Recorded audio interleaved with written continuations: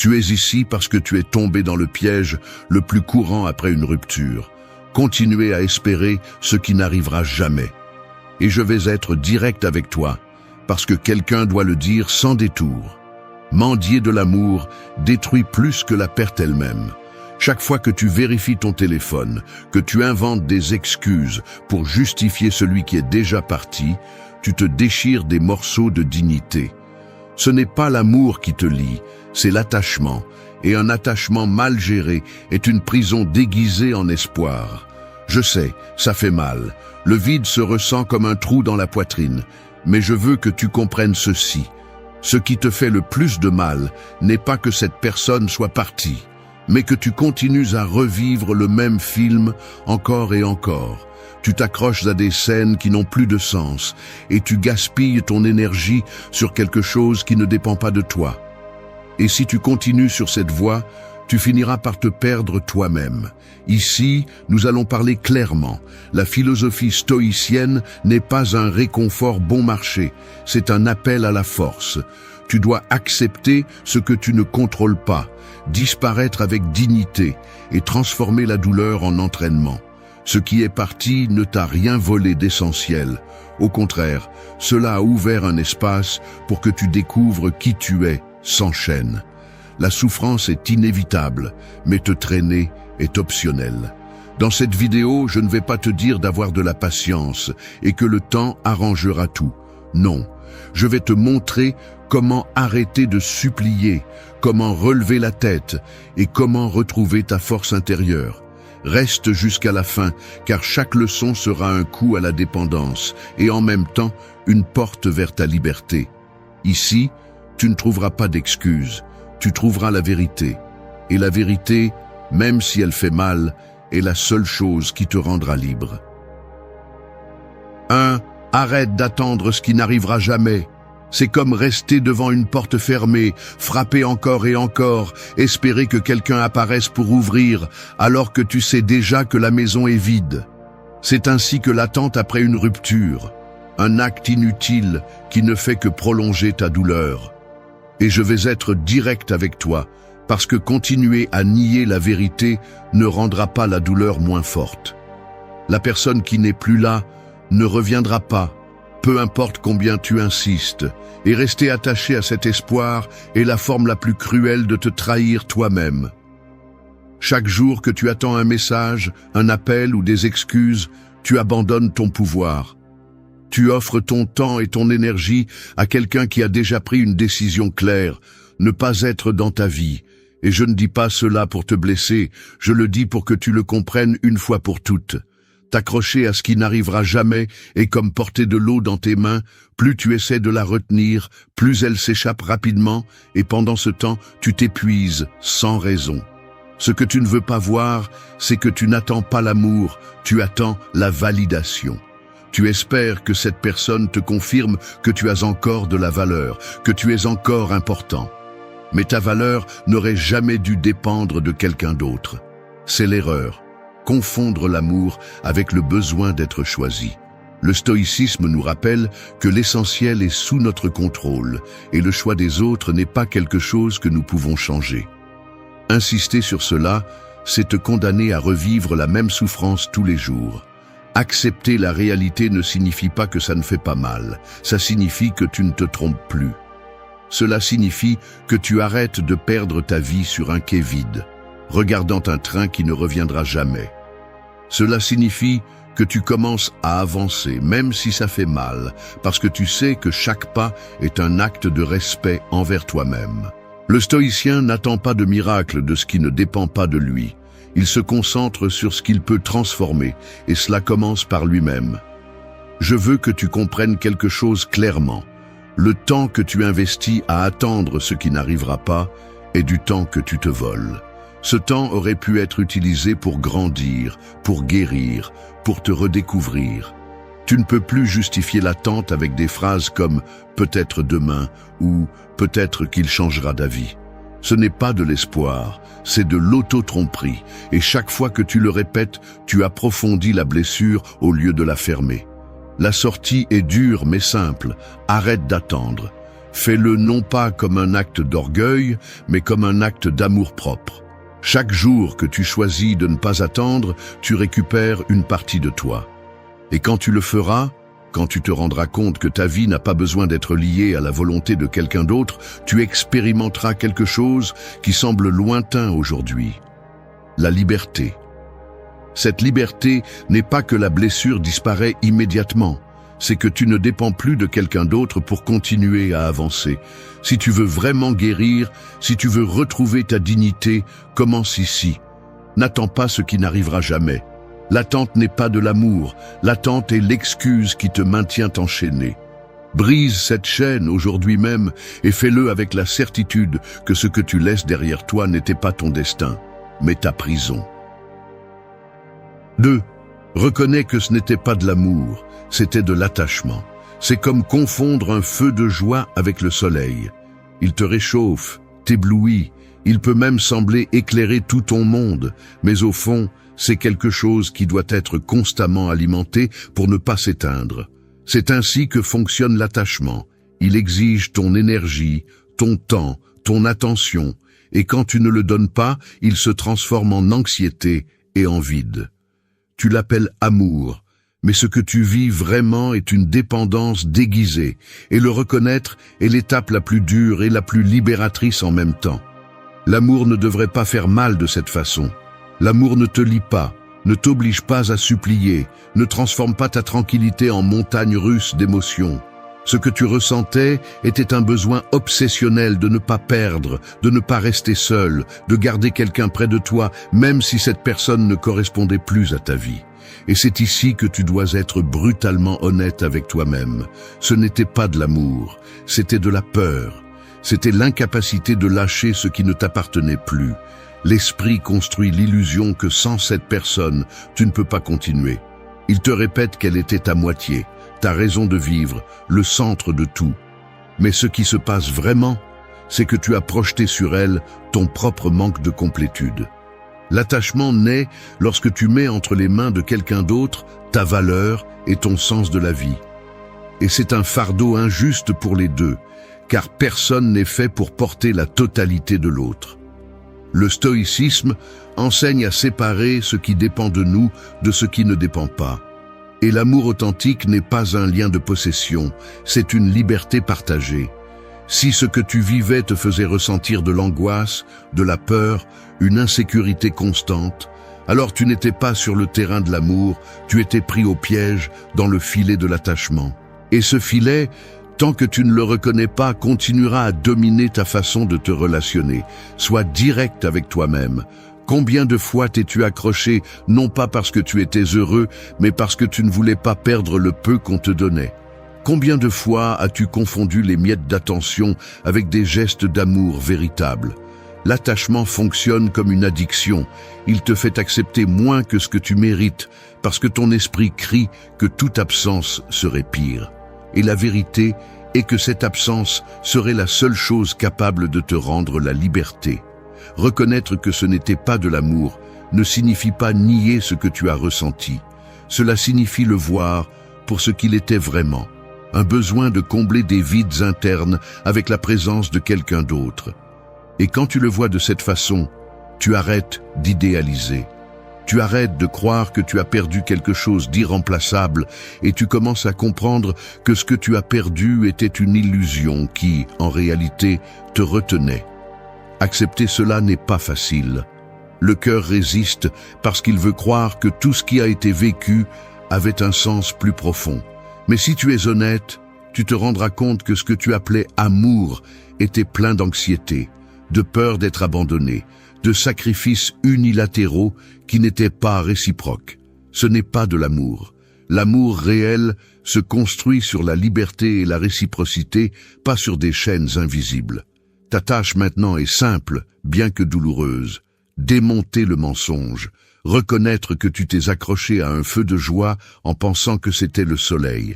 Et quand tu y arriveras, quand tu comprendras que ce que tu ressentais était de l'attachement, tu pourras lâcher sans te détruire. Tu pourras arrêter de mendier parce que tu ne cherches plus de validation externe. Tu reprendras le contrôle de ta propre vie. L'attachement te rend esclave, mais la vérité, même si elle brûle, te rend la liberté. 3. Brise le film du passé. C'est comme rester assis dans une salle de cinéma vide, regarder un film que tu as déjà vu 1000 fois, répéter chaque scène de mémoire, espérant que cette fois-ci la fin sera différente. Mais peu importe combien de fois tu le projettes, il se terminera toujours de la même manière.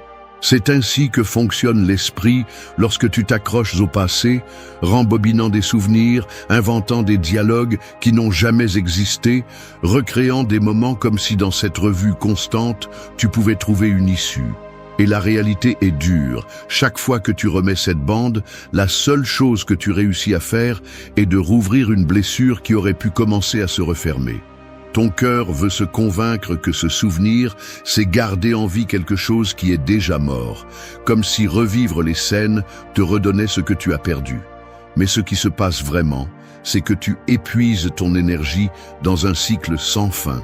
Tu restes coincé dans une histoire qui n'est plus en train de s'écrire, pendant que ton présent reste figé, sans place pour rien de nouveau.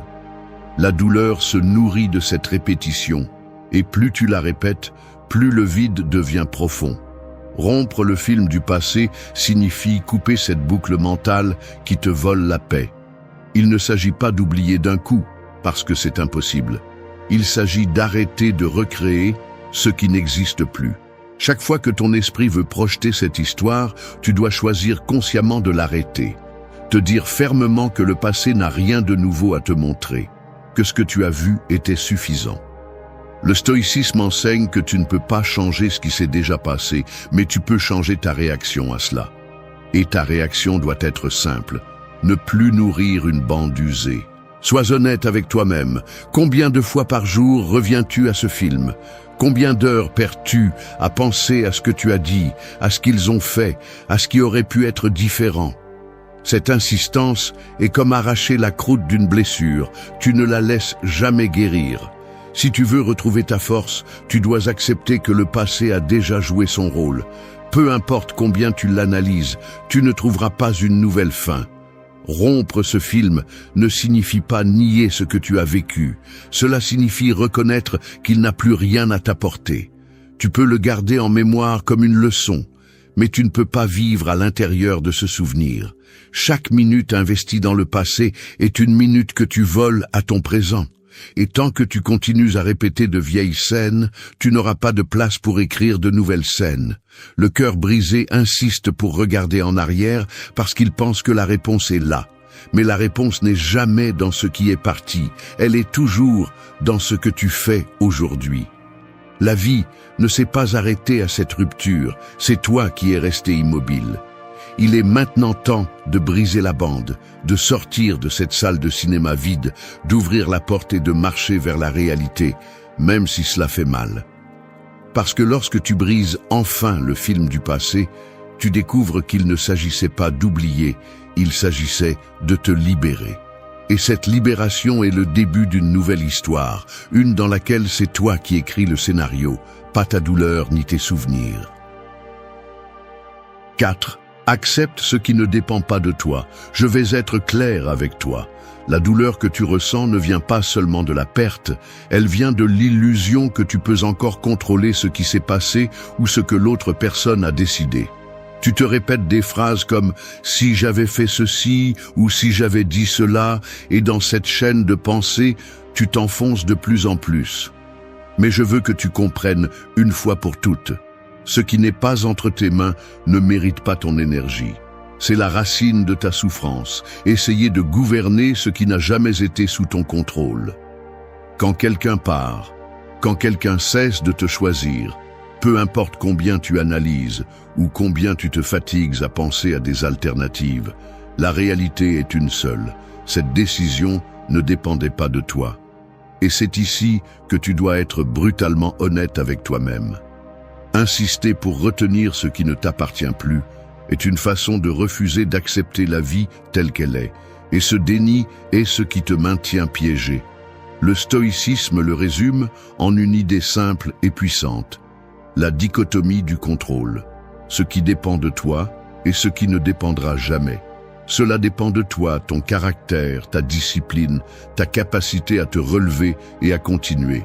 Cela ne dépend pas de toi, le cœur de quelqu'un d'autre, ni ses décisions, ni son absence. Et tant que tu ne fais pas cette distinction, tu continueras à essayer d'arrêter le vent avec tes mains. Sois direct. Peu importe combien tu suppliques, combien tu espères ou combien tu essaies de prouver ta valeur, personne qui a déjà choisi de partir ne changera à cause de ton insistance. La seule chose que tu réussis à faire est de te perdre toi-même dans ce processus. La véritable force n'est pas de convaincre l'autre, elle est d'apprendre à lâcher avec dignité ce qui ne dépend pas de toi. C'est la différence entre quelqu'un qui s'enfonce et quelqu'un qui se reconstruit. Accepter ce que tu ne contrôles pas ne signifie pas que cela ne fait pas mal. Cela signifie que tu choisis de ne pas te fatiguer inutilement. Cela signifie que tu concentres ton énergie sur ce qui est entre tes mains, ton présent, tes pas, ta croissance. C'est une preuve de maturité que de cesser d'être obsédé par ce que tu ne peux pas changer et de commencer à te responsabiliser pour ce que tu peux améliorer. Si tu continues à lutter contre ce que tu ne contrôles pas, tu vas continuer à t'épuiser. Mais si tu l'acceptes, tu vas retrouver ton calme. Tu vas te rendre compte que tu n'as pas besoin de manipuler la réalité pour te sentir valable.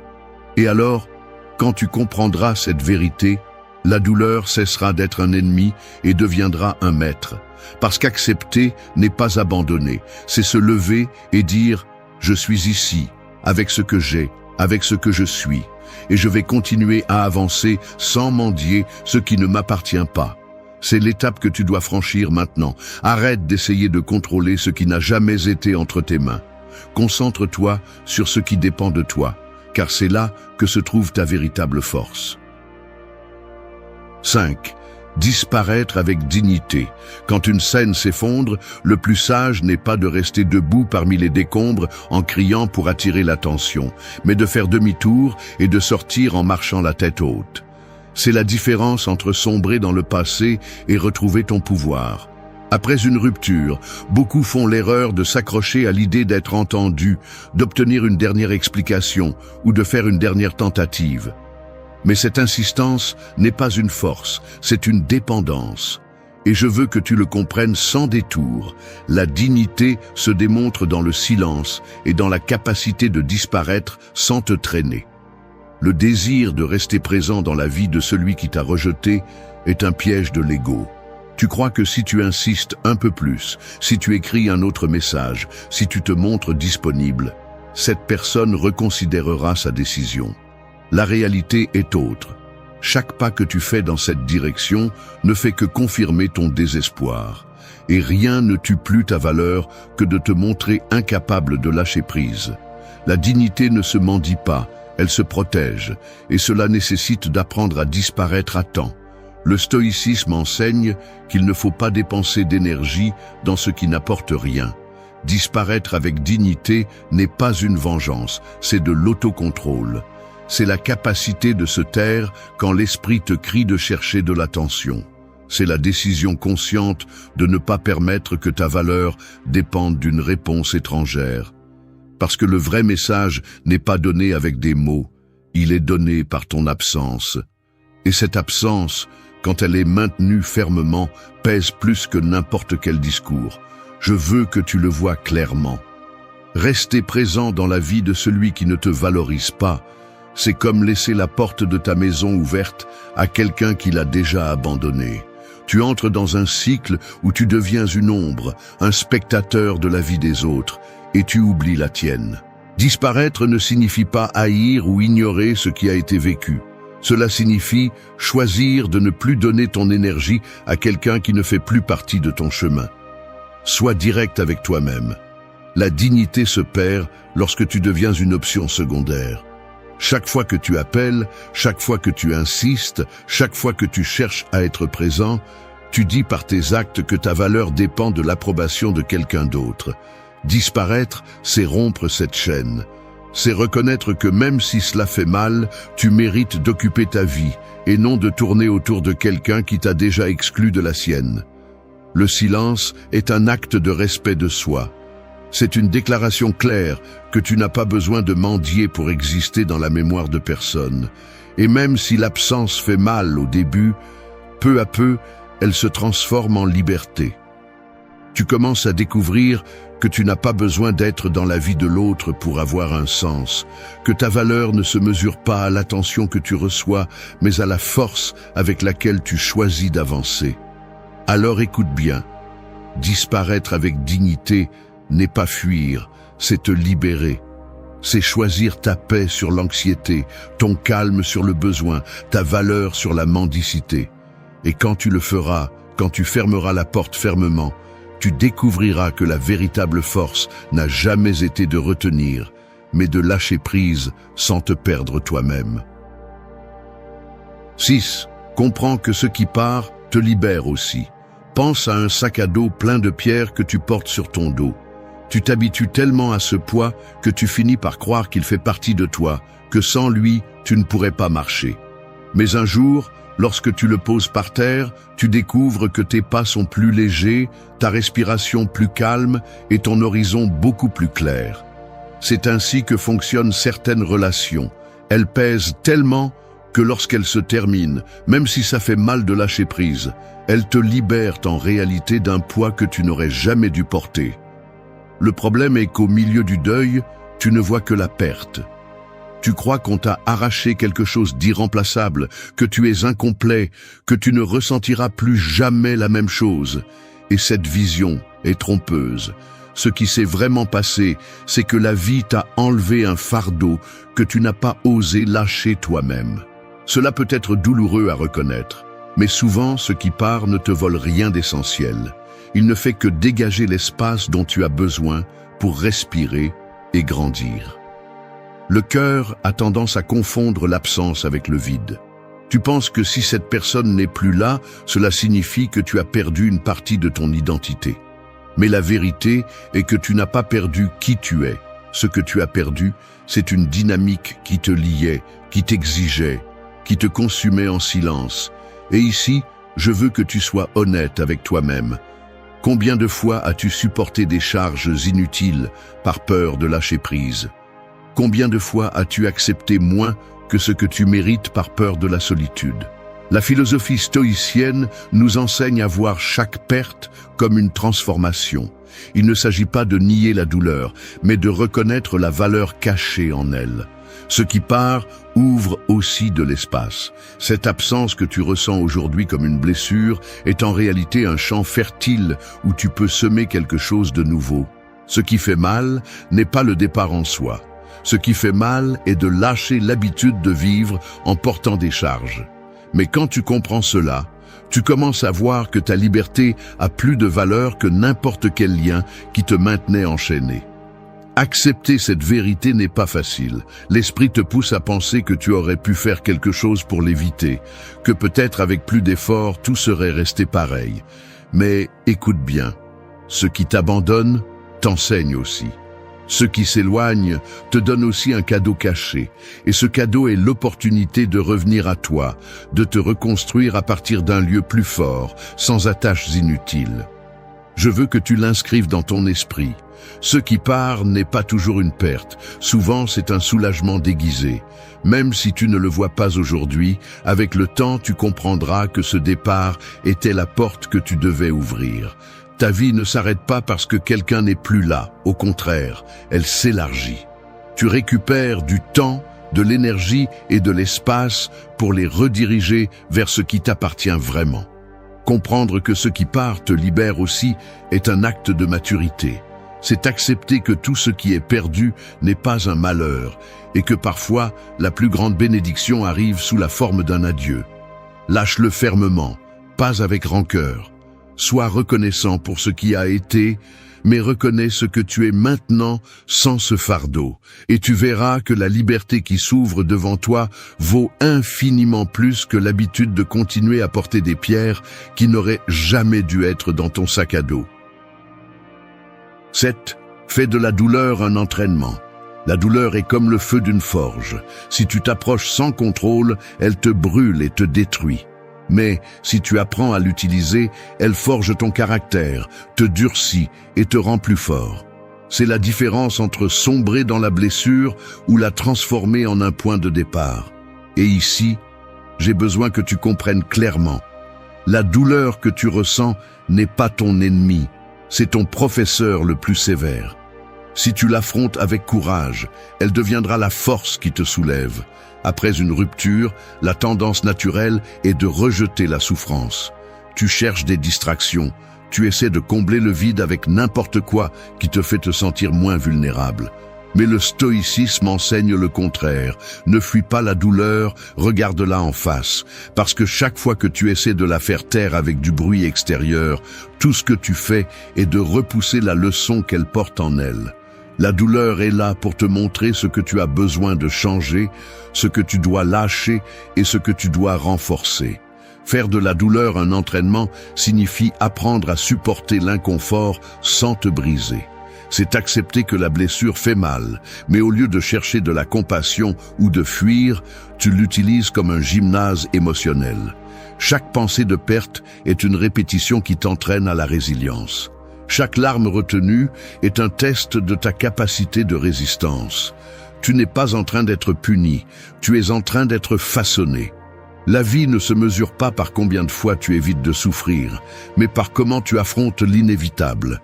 Et crois-moi, personne ne sort indemne d'une perte. Ce qui distingue ceux qui se renforcent, c'est qu'ils utilisent cette souffrance comme un outil de construction. Pense à un athlète qui s'entraîne sous la douleur physique. Il n'apprécie pas la fatigue ni les muscles qui brûlent, mais il sait que chaque effort le rapproche d'une meilleure version de lui-même. C'est ainsi que tu dois voir la douleur émotionnelle, comme une discipline qui, si tu la supportes avec courage, te transformera en quelqu'un qui ne se brise pas facilement. Sois franc avec toi-même, n'utilise pas la blessure comme une excuse pour te victimiser. Ne tombe pas dans le récit de « ils m'ont détruit ». Personne ne t'a détruit. Ce qui s'est passé, c'est que la vie t'a mis devant un défi que tu dois maintenant surmonter. La souffrance est inévitable, mais comment tu l'utilises ne dépend que de toi. Si tu la gaspilles en plainte, la douleur devient une ruine. Si tu la transformes en entraînement, la douleur devient une force. Chaque fois que tu te surprends à penser à ce que tu as perdu, fais l'exercice conscient de te rappeler ce que tu gagnes. Résistance, clarté, connaissance de soi. Chaque fois que tu sens que tu ne peux plus, comprends que tu es dans la phase la plus dure de l'entraînement, celle qui semble insupportable, mais qui fait la différence entre celui qui abandonne et celui qui se transforme. La douleur, en fin de compte, est un rappel que tu es toujours en vie. Ne la rejette pas, ne la déguise pas. Utilise-la, laisse-la sculpter ton caractère. Fais de cette forge une opportunité de forger ton esprit. Parce que lorsque tu comprendras que la blessure est aussi le gymnase où s'entraîne ta force, tu cesseras de voir la souffrance comme un ennemi et tu la transformeras en l'outil qui te prépare pour une vie beaucoup plus libre et ferme. 8. Réécris ton histoire. Ta vie n'est pas un livre terminé, c'est un cahier ouvert dans lequel chaque jour tu peux écrire une nouvelle page. L'erreur après une rupture est de croire que la dernière personne qui a été dans ta vie a également écrit la fin de ton histoire. Mais non, tout ce qu'elle a fait, c'est fermer un chapitre, et c'est toi qui as le stylo en main pour décider comment ça continue. C'est la vérité que tu dois accepter. Personne d'autre n'a le pouvoir de définir ton destin si tu ne le permets pas. Quand tu portes la douleur, ton esprit a tendance à répéter le même récit encore et encore. On m'a quitté, je n'ai pas été assez, on m'a trahi. Tu restes coincé dans une narration de victime qui renforce la blessure et efface ta capacité à avancer. Mais ce que tu penses et répètes devient ta réalité. Et si tu choisis un récit qui ne fait que te chaîner, tu seras condamné à vivre dedans. C'est pourquoi tu as besoin de t'arrêter et de commencer à réécrire ce que tu dis de toi-même. Le stoïcisme enseigne que les faits sont neutres, ce qui les charge de douleur ou de paix est l'interprétation que nous leur donnons. La rupture en soi est un fait. Quelqu'un est parti, une relation s'est terminée. Ce que tu fais avec ça, c'est ce qui change ta vie. Tu peux l'interpréter comme un malheur éternel ou comme le début de ta libération. Ce choix est le tien. Et ce choix commence dans l'histoire que tu décides de raconter. Réécrire ton histoire ne signifie pas inventer une fausse histoire où rien ne fait mal. Cela signifie reconnaître la douleur, mais décider de la place qu'elle occupe dans ta vie. Au lieu de répéter que tu as été rejeté, tu peux dire que tu as appris à te valoriser. Au lieu de dire que tu as perdu, tu peux affirmer que tu t'es libéré de quelque chose qui ne te permettait plus de grandir. Ce n'est pas de l'auto-tromperie, c'est changer de perspective pour que ton esprit travaille en ta faveur au lieu de te couler. Regarde-le de cette façon. Si aujourd'hui tu écrivais les pages de ta vie, que préférerais-tu qu'on lise ? L'histoire de quelqu'un qui est resté coincé dans l'abandon ou celle de quelqu'un qui a utilisé la douleur comme élan pour se transformer? Tu n'as pas besoin d'effacer ce qui s'est passé. Tu as besoin de lui donner un nouveau sens.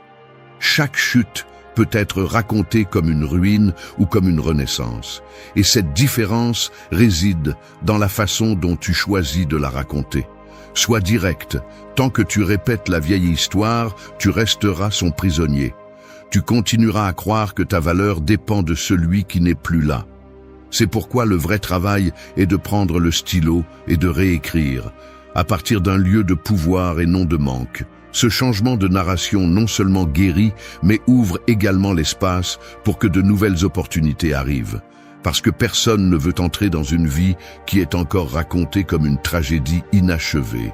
Réécris ton histoire avec des mots de force, d'apprentissage et de liberté. Fais-le non pas pour oublier ce qui s'est passé, mais pour lui donner la place qu'il mérite, un chapitre fermé. Et chaque fois que tu essaies de revenir à l'ancien récit, rappelle-toi que le stylo est toujours dans ta main.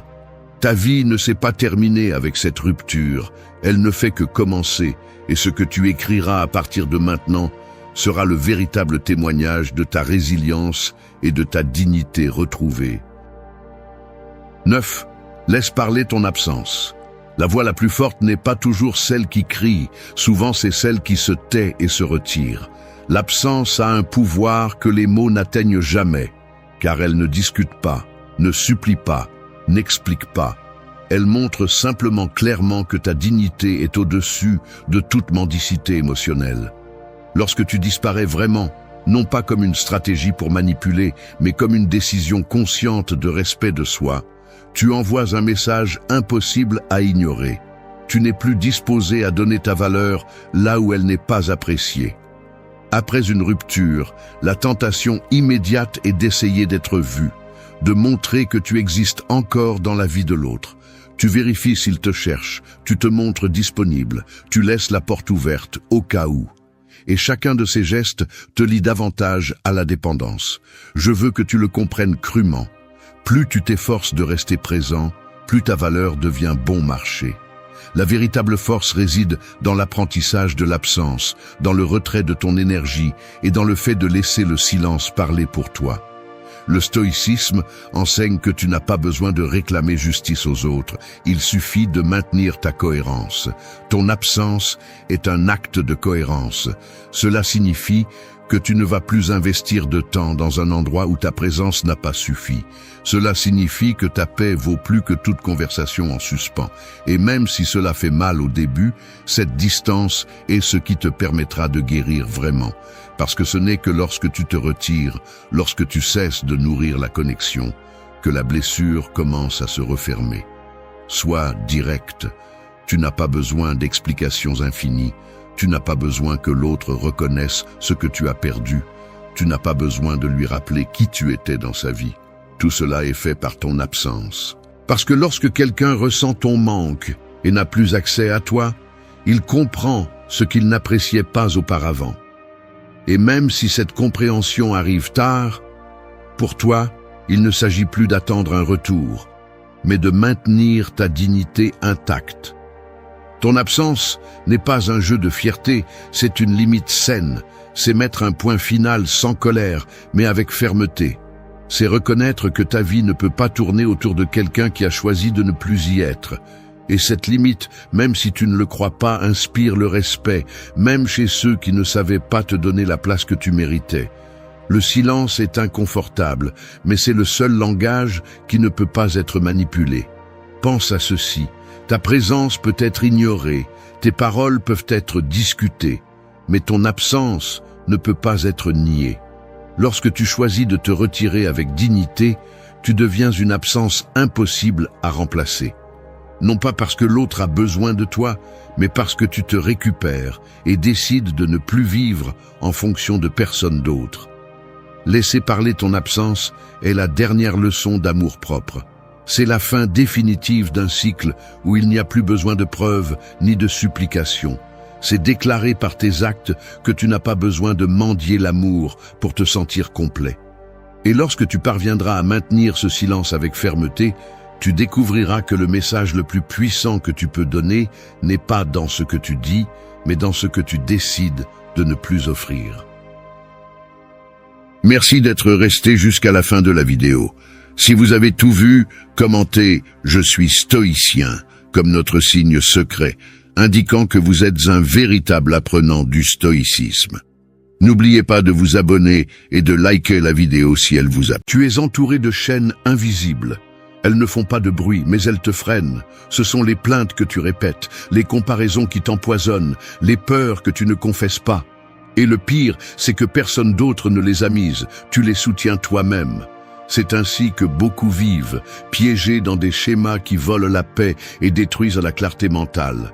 Ce parcours ne cherche pas des ornements ni des excuses, il cherche à te montrer crûment ce que tu portes sans nécessité.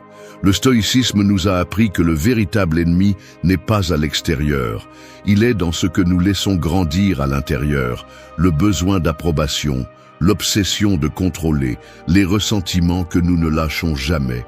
Tout cela te fatigue plus que n'importe quelle difficulté externe. Ici, tu ne vas pas entendre des conseils pour changer de travail, de partenaire ou de ville. Ce que tu vas entendre, c'est comment arrêter de te saboter avec des habitudes, des pensées et des attitudes qui ne te permettent pas de vivre libre. 10 choses qui, si tu les élimines, te rendront la force, la discipline et la sérénité de quelqu'un qui se connaît lui-même.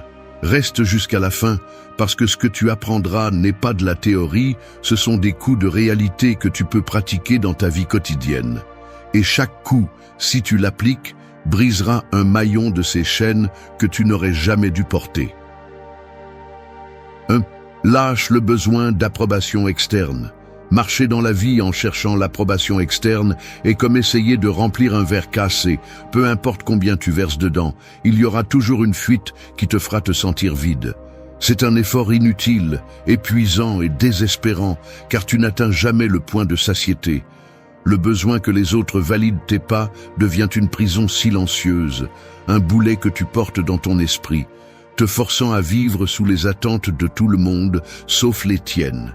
Et le plus cruel est que plus tu nourris cette dépendance, plus tu te sens petit, plus tu deviens vulnérable et moins tu as de contrôle sur ta propre vie. Depuis le stoïcisme, on nous a enseigné que la véritable liberté réside dans le fait de nous gouverner nous-mêmes et non pas de chercher des applaudissements qui durent une seconde. Marc Aurèle a écrit que le bonheur de ta vie dépend de la qualité de tes pensées et non des opinions que les autres ont de toi.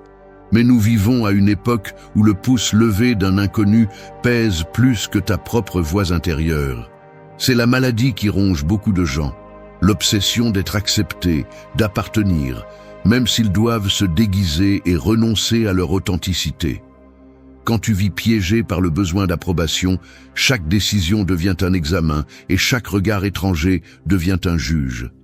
Le problème est que ces juges changent de critères chaque jour, ils ne sont jamais satisfaits, et ce qu'ils te reconnaissent aujourd'hui, ils l'oublient ou le critiquent demain.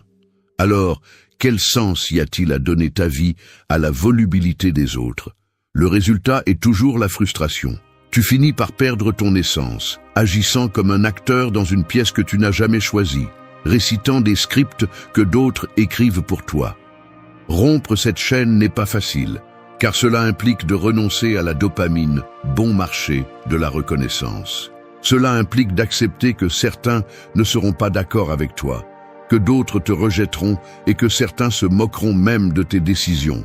Mais c'est précisément l'épreuve du feu. Celui qui ose s'en tenir à son jugement, même s'il tremble, commence à vivre en liberté. Celui qui ose dire ce qu'il pense sans attendre d'applaudissements, découvre que sa voix vaut par elle-même, même si le monde reste silencieux. Le stoïcisme ne propose pas que tu sois insensible, mais que tu sois maître de toi-même. Épictète disait que si tu cherches la liberté, tu ne la trouveras pas chez les hommes, mais en toi-même. Cela signifie que ta valeur ne peut pas dépendre d'un compliment ni s'effondrer à cause d'une critique. Quand tu réussis à mettre ton axe à l'intérieur de toi, le jugement des autres perd de sa puissance, il devient un bruit de fond. Tu commences à comprendre que tu n'as pas besoin de la lumière des autres pour briller, parce que ton feu est déjà allumé. Te libérer du besoin d'approbation externe, c'est retrouver ta dignité. C'est comprendre que celui qui ne se respecte pas lui-même ne sera jamais respecté. C'est choisir de marcher fermement, même si tout le monde n'applaudit pas ton chemin.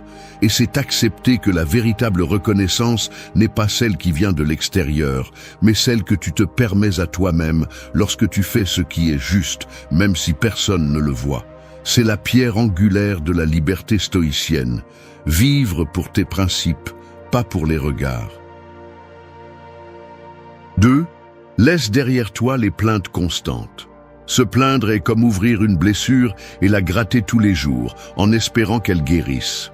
La chair s'enflamme, la douleur augmente et, au lieu de guérir, elle pourrit.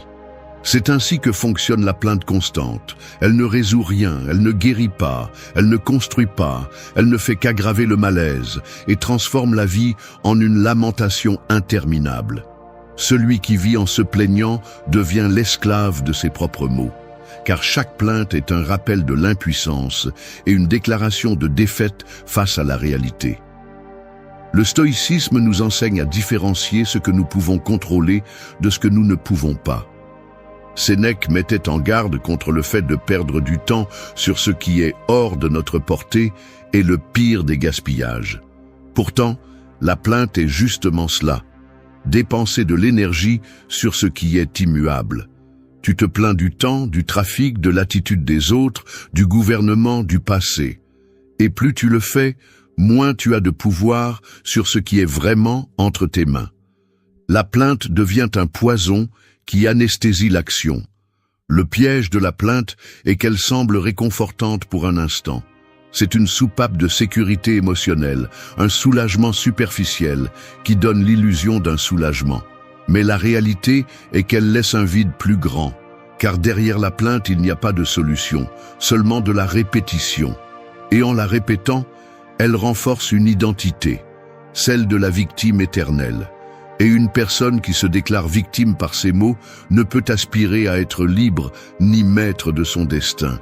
Le problème n'est pas de reconnaître ce qui fait mal, mais de transformer cette douleur en discours permanent. Il y a une grande différence entre décrire un problème et vivre attaché à lui.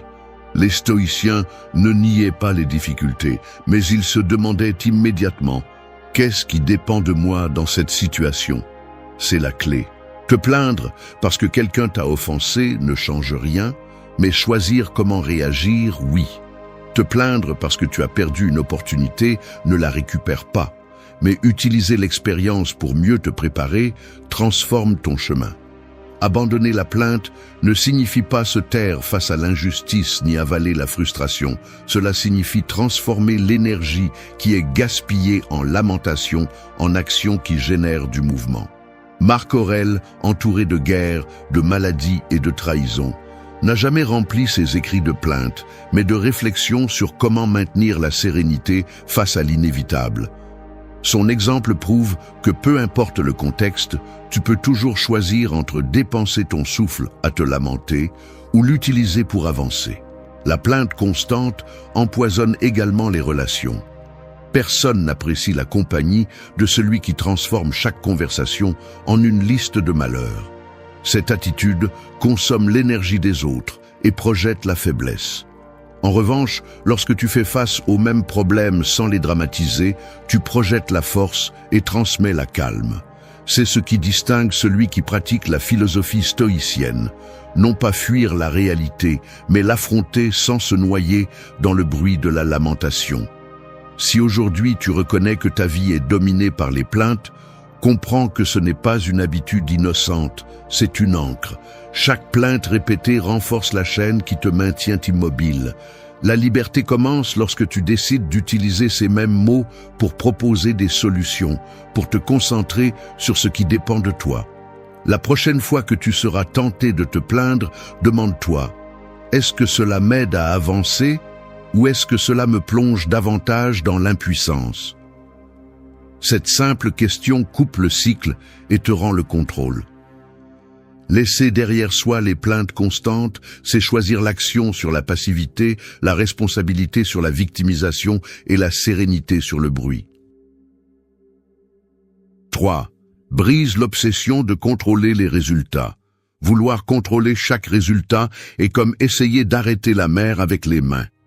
Tu t'efforces, tu luttes, tu pousses de toutes tes forces, mais à la fin, l'eau s'échappe toujours entre tes doigts et la fatigue finit par te briser de l'intérieur. C'est la condamnation de celui qui vit obsédé par la domination de l'inévitable, passer sa vie dans une bataille perdue. Et il n'y a rien de plus épuisant que de prétendre être le maître de tout. Car la seule chose que tu réussis à faire est de perdre la paix et de transformer chaque jour en une guerre contre l'incertitude. Le stoïcisme a été clair sur ce point. Il y a une ligne invisible entre ce qui dépend de toi et ce qui ne sera jamais sous ton contrôle. Épictète le répétait avec fermeté, et encore aujourd'hui, ces paroles sont un rappel qui dérange. Tu peux décider combien d'efforts mettre dans ton travail, mais tu ne peux pas décider de la réaction exacte des autres. Tu peux choisir d'entraîner ton corps avec discipline, mais tu ne peux pas garantir une santé éternelle. Tu peux investir du temps à construire un projet, mais tu ne peux pas assurer que le monde l'accueillera comme tu l'imagines. Et pourtant, combien de fois te surprends-tu à t'épuiser pour ce qui ne dépendra jamais de toi? L'obsession de contrôler les résultats te rend esclave de l'anxiété. Tu te lèves en pensant à comment tout va se passer, si l'avenir apportera succès ou échec, si ce que tu fais sera suffisant pour plaire ou pour répondre aux attentes. Et pendant que tu t'accroches à ces questions, la vie t'échappe, parce que ton attention cesse d'être dans l'action présente et s'évade vers le terrain de l'incertain. Le paradoxe est qu'en te perdant dans l'obsession du lendemain, tu gâches aussi aujourd'hui. Rompre avec cette fixation ne signifie pas devenir indifférent. Cela signifie rediriger le regard. Le stoïcien ne cesse pas d'agir. Au contraire, il se consacre avec plus d'intensité au processus, mais il le fait en comprenant que le dénouement ne lui appartient pas. La seule chose qu'il peut revendiquer comme sienne est l'effort qu'il met, la clarté de ses décisions et la discipline qu'il maintient chaque jour. Le résultat n'est qu'un reflet, une conséquence qui peut ou non s'aligner avec ce qu'il espérait. Et lorsque tu acceptes cela, l'anxiété se dissout, parce que tu ne te bats plus contre des fantômes. Celui qui lâche le besoin de contrôler les résultats apprend à apprécier le chemin, à savourer la pratique quotidienne sans être enchaîné à l'attente de la fin. Ce changement de perspective te rend plus fort, plus serein et plus libre, car tu cesses de vivre sous la tyrannie de l'incertain. La liberté n'est pas dans le fait que tout se passe comme tu l'avais prévu, elle est dans le fait de savoir que quoi qu'il arrive, tu pourras y faire face avec calme. Et c'est là la véritable victoire, celle qu'aucun résultat ne peut te voler. 4. Libère-toi des comparaisons avec les autres. Vivre en te comparant constamment aux autres, c'est comme courir une course où tu ne franchis jamais la ligne d'arrivée, car le parcours n'a pas de fin. Il y aura toujours quelqu'un avec plus d'argent, plus de succès, plus de reconnaissance, ou une vie apparemment plus stable. Et tant que ton regard restera fixé sur cet horizon étranger, tu ne profiteras jamais du terrain que tu foules déjà. La comparaison est un poison silencieux qui vole la gratitude, déforme la perception et te fait te sentir insuffisant, même quand tu as déjà beaucoup pour lequel être en paix. Le stoïcisme nous rappelle que chaque être humain suit son propre chemin et que prétendre mesurer ta valeur avec la règle de quelqu'un d'autre est une erreur qui détruit l'âme. Marc Aurèle soulignait que personne ne peut vivre la vie d'un autre, seulement la sienne. Cependant, nous vivons à une époque où les réseaux sociaux amplifient cette habitude, montrant des fragments brillants de vie qui ne sont pas les nôtres, nous faisant croire que nous sommes désavantagés. Mais ce que nous oublions, c'est que ces images sont des apparences, pas des vérités complètes. En nourrissant cette comparaison constante, nous tombons dans une prison de frustration qui ne s'ouvre jamais. Quand tu te compares, tu perds de vue ton propre processus. Tes progrès sont éclipsés, tes réalisations sont minimisées et tes efforts semblent inutiles, parce que l'œil ne cherche que des défauts par rapport à ce que les autres possèdent. Cette mentalité te vole de l'énergie et te rend aveugle à ce que tu as déjà conquis. C'est comme planter un arbre et au lieu de le soigner, passer les jours à regarder le jardin du voisin. Ta graine ne portera jamais de fruits si tu n'apprends pas à te concentrer sur elle. La comparaison crée aussi du ressentiment. Au lieu de t'inspirer de ce que l'autre réussit, elle te pousse à souhaiter sa chute ou à ressentir de l'envie. Et cela non seulement détruit ta paix, mais aussi contamine tes relations. Personne ne veut être près de quelqu'un qui transforme chaque conversation en un champ de compétition invisible. Le stoïcien, en revanche, cherche la vertu en lui-même, sans dépendre du rythme de l'autre. Il comprend que sa bataille est interne et que la véritable victoire consiste à maîtriser ses passions et ses pensées, pas à surpasser un rival externe. Rompre avec cette habitude implique de reconnaître que ta valeur ne dépend pas d'occuper une position plus élevée sur une échelle imaginaire. Cela implique de comprendre que la seule chose qui t'appartient est ton effort et la cohérence avec laquelle tu vis tes principes. Et que si tu apprends à mesurer ta vie par ce que tu es et non par ce que tu sembles être par rapport aux autres, tu trouves la sérénité. Quand tu lâches le besoin de te comparer, le chemin s'éclaircit. Tu arrêtes de courir une course sans fin et tu commences à marcher fermement sur ton propre chemin. Et alors ce que tu accomplis, aussi petit soit-il, devient une source de satisfaction réelle, parce qu'il n'est pas mesuré par rapport à un autre, mais par rapport à ta propre croissance.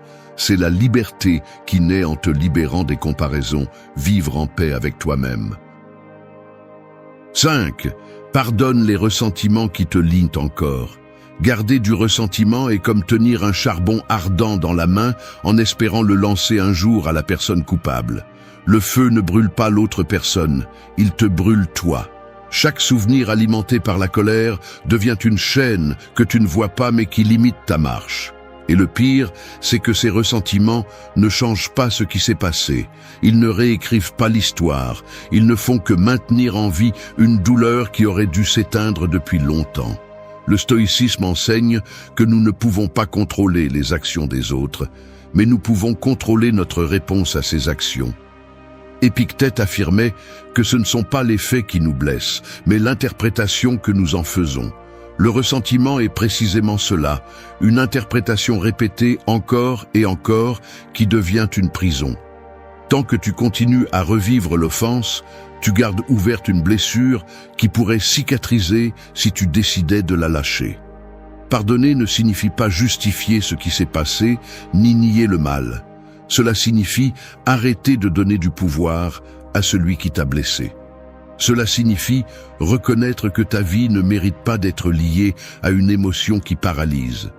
Lorsque tu décides de pardonner, tu ne libères pas l'autre, tu te libères toi-même. Tu lâches le poids qui te volait ton énergie, ta clarté et ta sérénité. Parce que chaque minute passée à nourrir un ressentiment est une minute perdue pour ta croissance. Le ressentiment te fait aussi devenir un otage du passé. Tant que tu tiens cette colère, tes décisions actuelles sont teintées de vieilles blessures. Tu regardes les nouvelles personnes avec méfiance, tu répètes des dialogues internes chargés de colère et tu te prives de construire des liens sains. Le passé, au lieu d'être une leçon, devient un obstacle constant. Et c'est là que le ressentiment montre son véritable pouvoir destructeur. Il ne ruine pas celui qui l'a provoqué, il ruine celui qui le nourrit. Sénèque disait que la vengeance garde vivantes les offenses, tandis que le pardon les enterre.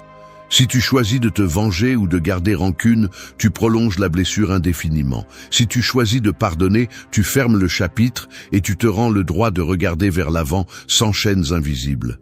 Le pardon est un acte de force, pas de faiblesse, car il faut plus de caractère pour lâcher que pour continuer à porter la haine. Lorsque tu pratiques ce principe, tu découvres que ton cœur devient plus léger. Tu arrêtes de dépenser de l'énergie dans des batailles imaginaires et tu la rediriges vers ta croissance.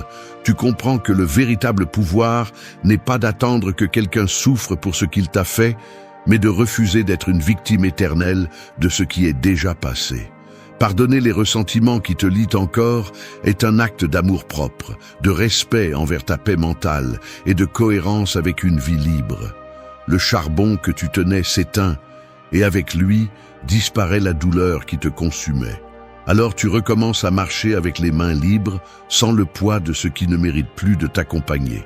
C'est la victoire stoïcienne, choisir de lâcher pour continuer à avancer. 6. Abandonne la recherche compulsive de confort. Le confort est comme un lit trop doux. Au début, il semble être un refuge parfait. Mais si tu y restes trop longtemps, ton corps s'affaiblit et ton esprit s'endort. Ce qui au début semble être du repos devient rapidement un piège, car tout ce qui exige de l'effort commence à paraître insupportable. C'est là le paradoxe du confort. Plus tu le poursuis, plus tu deviens fragile.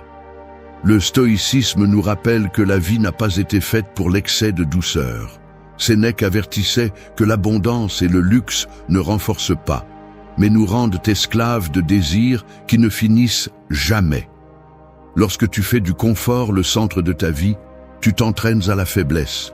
Tu t'habitues à choisir la facilité, à éviter la douleur et à fuir toute situation qui implique un sacrifice. Et même si à court terme cela semble agréable, à long terme, tu hypothèques ton caractère. La recherche compulsive de confort tue la discipline. Elle te fait repousser ce que tu sais que tu dois faire. Elle te vole la capacité de tolérer l'inconfort naturel de la croissance et t'enferme dans un cercle de médiocrité. Chaque fois que tu choisis le confort immédiat, tu cèdes une partie de ta future force. Il ne s'agit pas de rejeter tout plaisir, mais de ne pas en dépendre pour avancer. Le corps et l'esprit ont besoin d'inconfort pour grandir. Les muscles se renforcent avec l'effort, pas avec le repos perpétuel. L'esprit se trempe en affrontant les difficultés, pas en évitant chaque obstacle.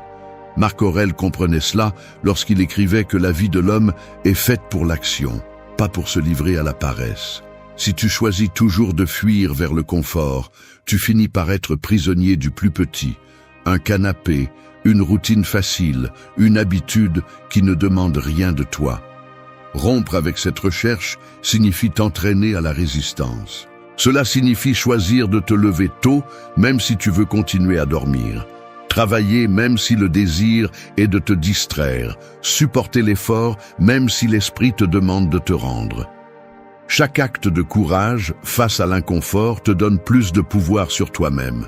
Et c'est ce qui distingue les forts, non pas qu'ils aient une vie sans effort, mais qu'ils apprennent à trouver la liberté dans l'effort lui-même. Le confort excessif n'apporte jamais une véritable paix, il endort seulement pour un moment. La force naît dans l'inconfort, dans les épreuves, dans la douleur que tu choisis d'affronter plutôt que d'éviter.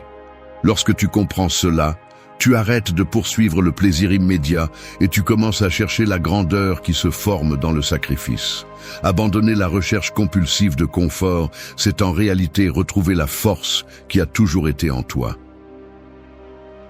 7. Lâche prise de l'inquiétude excessive pour l'avenir. L'inquiétude excessive pour l'avenir est comme payer des intérêts sur une dette qui n'arrivera jamais. Tu t'épuises en anticipant des douleurs qui ne se présenteront peut-être jamais. Tu sacrifies la tranquillité d'aujourd'hui pour des scénarios qui n'existent que dans ton imagination.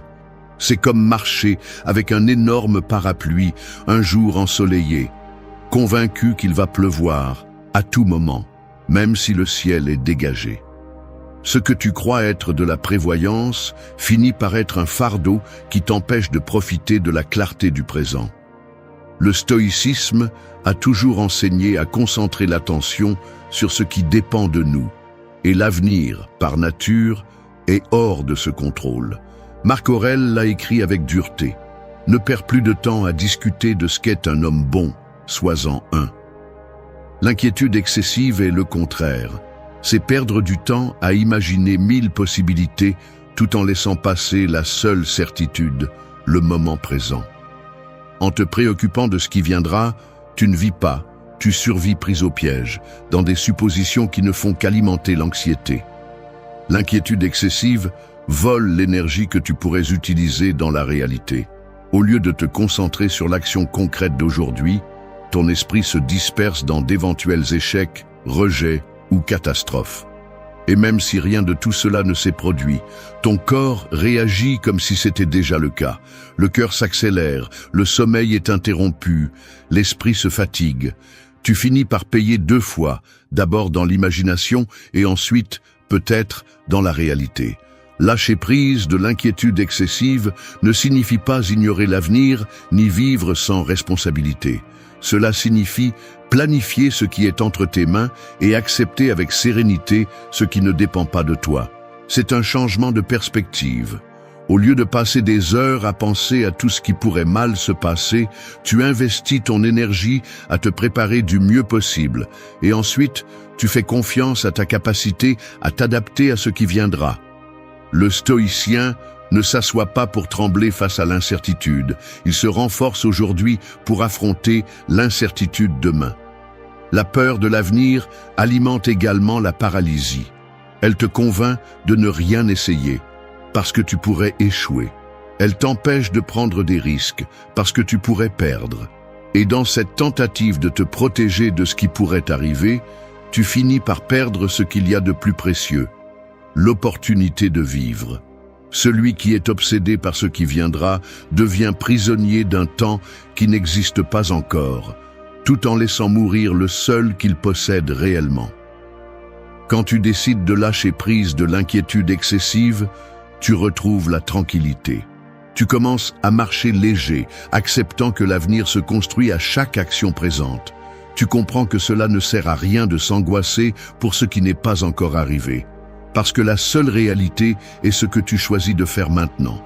Et ce choix, répété avec discipline et clarté, est celui qui donnera forme à ce qui est à venir.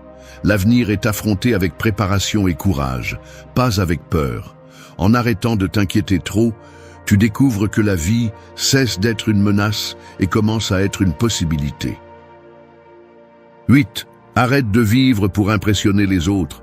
Vivre pour impressionner est comme peindre la façade d'une maison pendant que l'intérieur s'effondre. Il brille à l'extérieur, trompe ceux qui passent, mais celui qui habite à l'intérieur sait que la structure est pleine de fissures. C'est le piège de l'apparence. Tu dépenses de l'énergie à montrer ce que tu n'es pas et tu négliges ce qui compte vraiment. Tu finis par être l'esclave d'une image construite pour les yeux des autres, tandis que ton authenticité meurt étouffée en silence. Le stoïcisme nous rappelle que la vertu, pas l'apparence, est ce qui donne de la valeur à la vie. Marc Aurèle se demandait pourquoi nous craignons tant l'opinion des autres, alors qu'eux-mêmes sont fragiles et éphémères. Pourtant, nous restons pris dans cette illusion, adaptant nos décisions aux applaudissements extérieurs, dépensant de l'argent pour l'inutile, modelant nos paroles et nos actions pour s'adapter. Le problème est que ce qui impressionne aujourd'hui sera oublié demain, et ce qui t'a valu une reconnaissance pour un moment deviendra bientôt une exigence sans fin. Vivre pour impressionner te transforme aussi en mendiant de validation. Chaque geste, chaque réalisation, chaque pas est mesuré en fonction de la façon dont il sera perçu, pas de ce qu'il signifie pour toi. Et cette mendicité constante est épuisante, car il n'y a jamais de garantie d'approbation. Même si tu réussis à impressionner, l'effet est momentané et alors tu as besoin de la prochaine démonstration, du prochain masque, de la prochaine façade. Ainsi, la vie devient une performance sans fin, un théâtre où tu oublies qui tu es quand les lumières s'éteignent. Le coût de cette façon de vivre est élevé. Tu perds ton authenticité, tu t'éloignes de tes valeurs, tu prends des décisions qui ne répondent pas à tes principes, mais au regard des autres.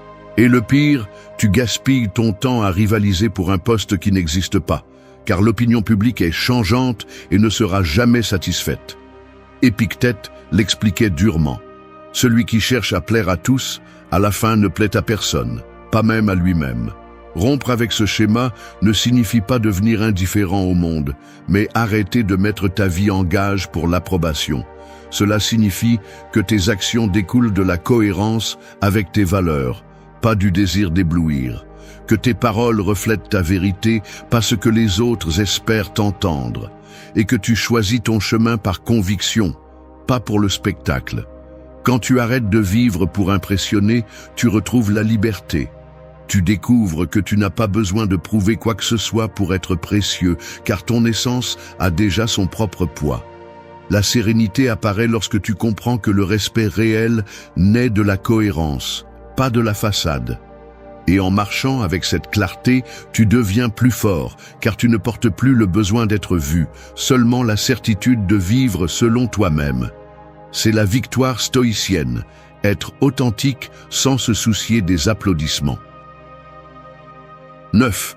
Brise les habitudes d'évasion qui te détruisent.